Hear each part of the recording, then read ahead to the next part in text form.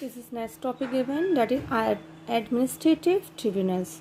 Now, according to 42nd Amendment 1976, which is edited in Constitution by Article 323A and 323B, Constitution में भी concept दिया गया है, which was added by the 42nd Amendment in the Constitution, administrative tribunals.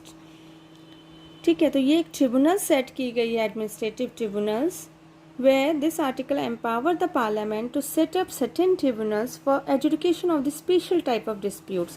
Means अगर आपको court नहीं जाना है, आपको आर्बिट्रेशन, मीडिएशन, कंसलेशन के थ्रू भी आपको केसेस सॉल्व नहीं कराना, then there will be some tribunals set up by the court, special like income tax tribunals, marriage tribunals, family court tribunals होते हैं, जो आपके केसेस डायरेक्टली आप वहाँ जाके अपने डिस्प्यूट को सॉल्व कर सकते हो, but only in this civil matter.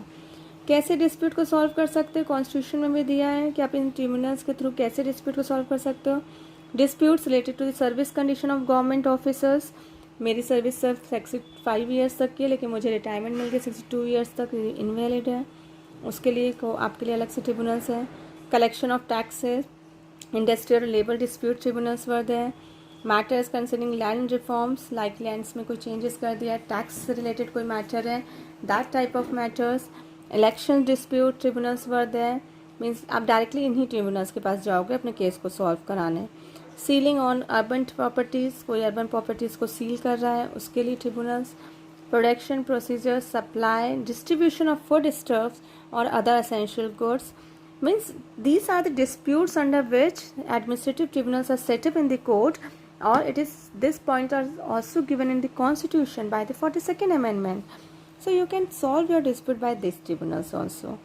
Thus, by the 42nd Amendment Act ensured shows the era of tribunalization of Indian judiciary.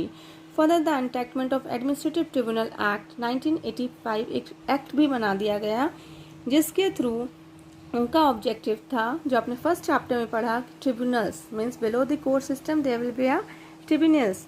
तो उस जैसे कैट हो गया, सेट हो गया, तो this are the tribunals to solve the disputes beside the court. Like CAT was set up to the act by the legislature 1985 में set किया गया था. इसको एक्सरसाइज किया गया कि if matter service matters of employees, जो भी एम्प्लॉयज़ होते हैं उनको अगर कोई प्रॉब्लम हो रहा है उनके मैटर्स सर्विस मैटर्स में, तो उस टाइप के डिस्प्यूट को कौन सॉल्व करेगा, कैट, सेंट्रल एडमिनिस्ट्रेटिव ट्रिब्यूनल्स, है ना. लाइकवाइज ट्रिब्यूनल्स आर प्रोसेसिबल और फ्लैक्सिबल. ये जो ट्रिब्यूनल्स हैं इसमें कोई भी hard and rules regulations fastly नहीं है. This flexibility increase their efficiencies. For example, administrative tribunals act 1985 allows the aggrieved party to appear directly before the tribunals.